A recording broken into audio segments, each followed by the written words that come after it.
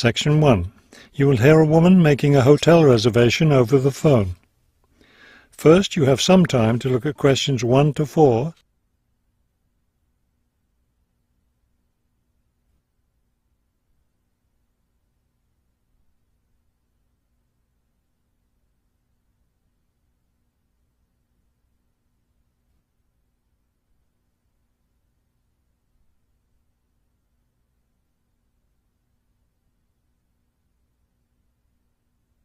You will see that there is an example that has been done for you. On this occasion only, the conversation relating to this will be played first. Good afternoon, Grandview Hotel. Yes, hello. I'm planning to spend a few days in your city next week, and I'd like to, make a reservation. The man answers the phone. Grandview Hotel? So the word Grandview has been written at the top of the form. Now we shall begin. You should answer the questions as you listen, because you will not hear the recording a second time. Listen carefully and answer questions 1 to 4. Good afternoon, Grandview Hotel. Yes, hello. I'm planning to spend a few days in your city next week, and I'd like to, make a reservation. Of course. When did you want to stay here? Next week, Wednesday night and Thursday night. So that's February 13th and 14th. Yes, that's right. And how many guests will there be? Just me. So, do you have a room available? Yes, we do. I'll just need to take some of your information. May I have your name, please? Oh, right, yes. It's Roxanne Wilson. Wilson. Thank you, Miss Wilson. And may I have your credit card number? It's 233-618-9872. 9872. Got it. All right, Miss Wilson. I have your reservation confirmed. Can I help you with anything else?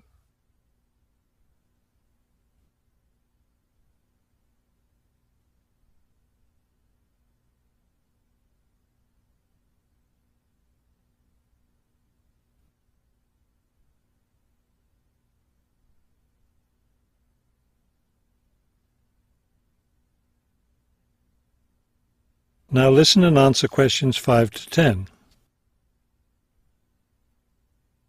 Well, yes. I was wondering, since I'll have a couple of free hours Friday morning before I leave, is there anything interesting to see close to the hotel? Do you like museums? The art museum's very close by. I love museums, but not art. Can't stand it. I've heard your city has a very interesting science museum, though. Yes, but unfortunately it's closed in the winter. Are you interested in shopping? Sure, I love shopping. Are there any good stores nearby? Yes, we have a large shopping mall just 2 bus stops away. You take the bus to Monument Square and it's just half a block from there. Just look for the post office and you'll see the mall entrance next to it. Fabulous. What about lunch? I hear your city has good restaurants. Yes, there's a nice restaurant very near. It's just across the street from the park. Sounds good. I can have lunch, then walk in the park afterwards. I have one more question. What's the best way to get to the hotel from the airport? Subway is the fastest, of course. There are buses, but they're quite slow. I'll be arriving quite late, after 10 p.m. I thought I might have to take a taxi. The subway runs until midnight. Oh, good. Then I'll do that. Will there be someone at the hotel front desk that late? Oh yes, the front desk stays open until 2. That is the end of section 1. You now have half a minute to check your answers.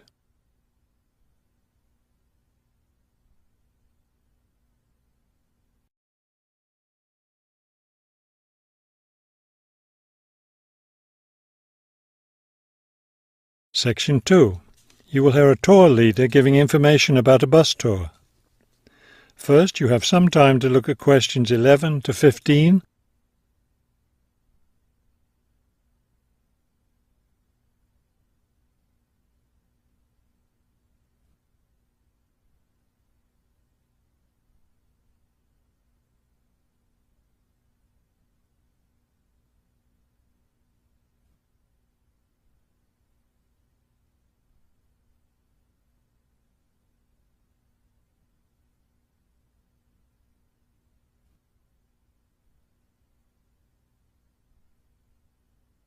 As you listen to the first part of the talk, answer questions 11 to 15. Thank you for choosing City Tours. The reason so many people choose our tours when visiting this city is because you can design your tour to suit your own interests. Your all-day pass entitles you to board our bus at any stop and stay as long as you like at each place. The all-day bus pass costs $18 for adults. Children between the ages of 5 and 12 pay half the adult fare, and children under 5 ride for free. Our buses run every hour on the half hour, starting at 8:30 a.m. Our most popular tour is the Centre City Tour, which goes to all the major attractions in the centre of the city. From the starting point here at the tour bus office, the bus goes to the first stop, Hill Park. As you may guess, this park is located at the top of a small hill. The next stop is the fishing docks. Following that, the bus goes on to the third stop, Bay Bridge, located at the foot of the bridge which crosses the bay. The fourth stop is in the shopping district. Then the fifth and last stop is at Green Street.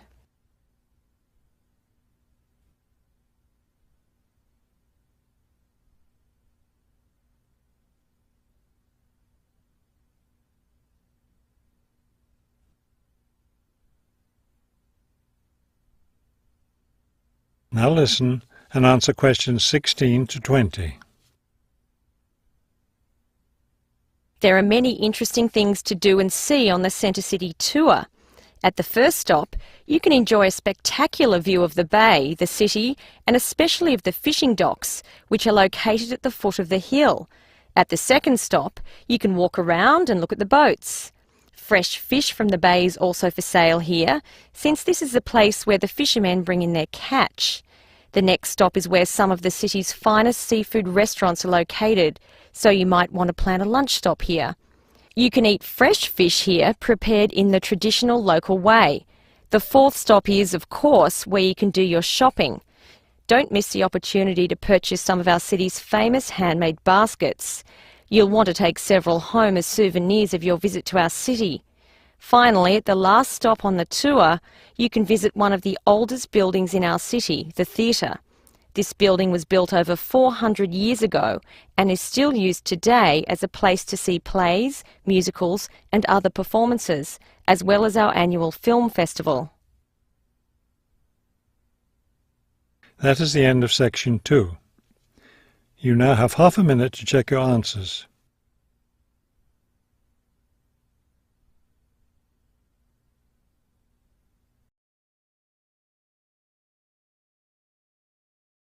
Section 3. You will hear a conversation between two students planning a research project. First, you have some time to look at questions 21 to 23.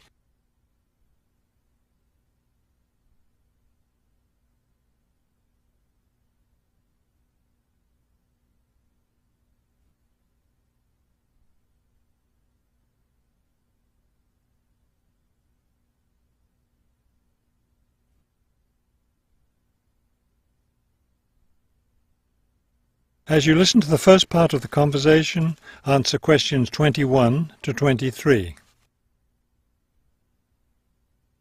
We'd better start planning our research project because we don't have much time left before it's due. I know, only 3 more weeks. Is that all?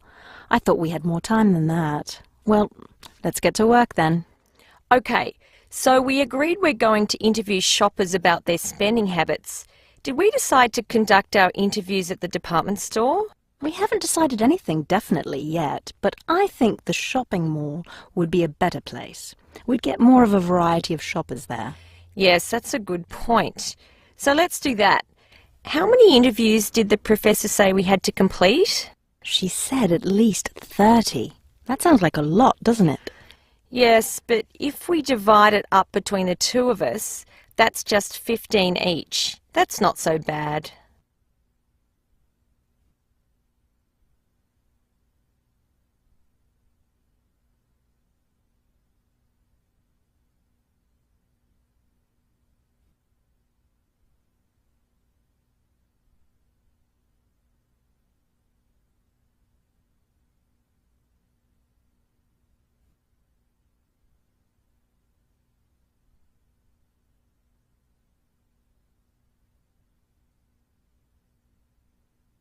Now listen and answer questions 24 to 30. Okay, so I guess we'd better start designing our questionnaire. Well, we have to do some reading first, don't we? Didn't we say we were going to compare our results to the results of a government study?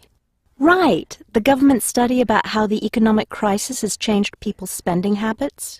We want to see if we get similar results. Yes, so we'd better read that first and then design our questionnaire. Then I guess we'll be ready to go out and interview shoppers. No, don't you remember? The professor said she had to approve our questionnaire first before we actually conducted the interviews. Oh, right. So we'll get her approval and then conduct the interviews. I think a Saturday would be the best day for the interviews because everyone's out shopping then. Right. We'll do it on a Saturday then. And let's also plan to get together the next day to analyse the results.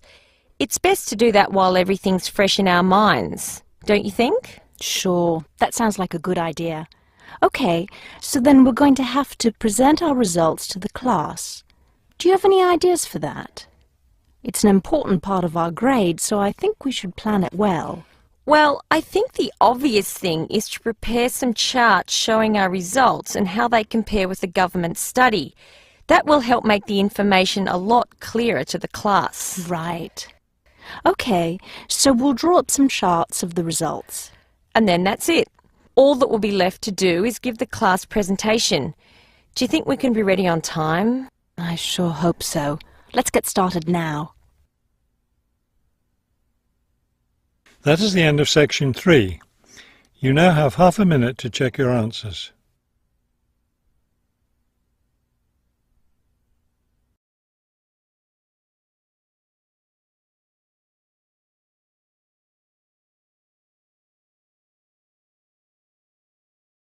Section 4. You will hear a professor give a lecture on Louisa May Alcott. First, you have some time to look at the questions 31 to 40.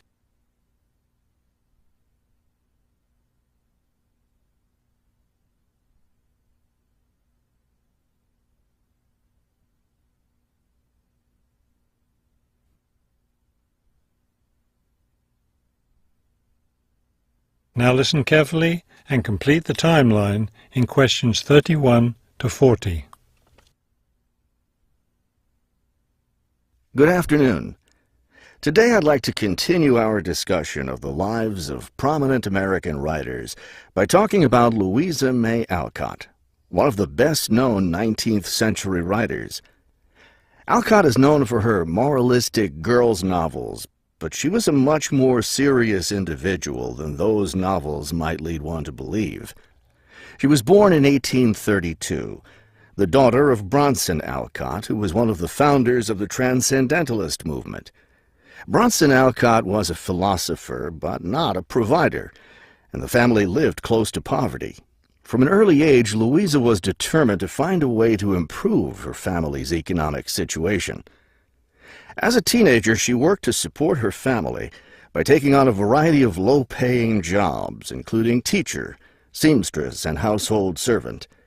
Alcott also started writing when she was young. She wrote her first novel when she was just 17 years old, although it wasn't published until many years after her death.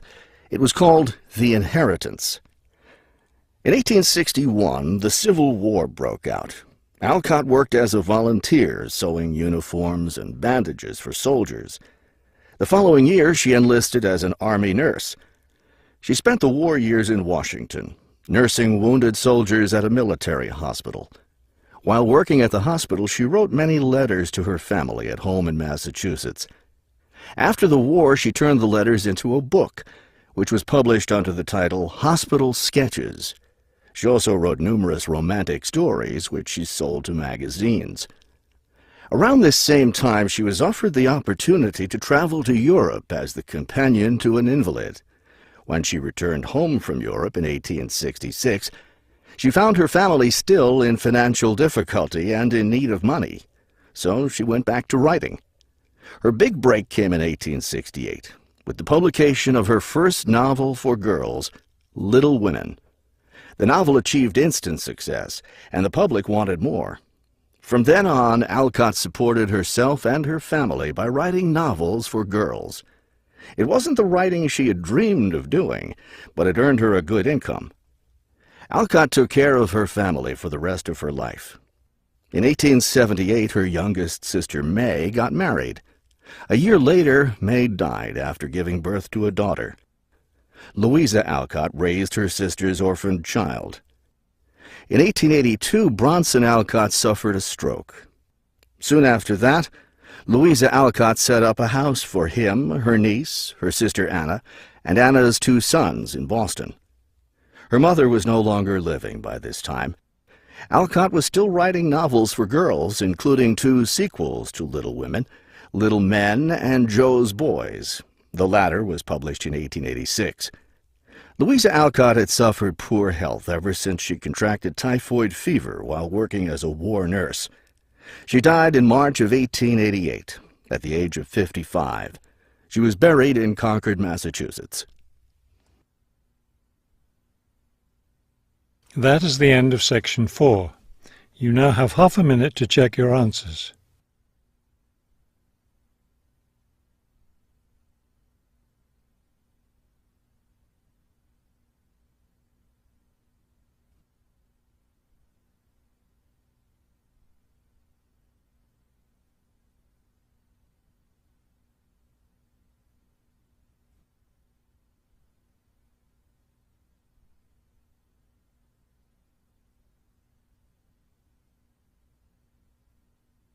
You will now have 10 minutes to transfer your answers to the listening answer sheet.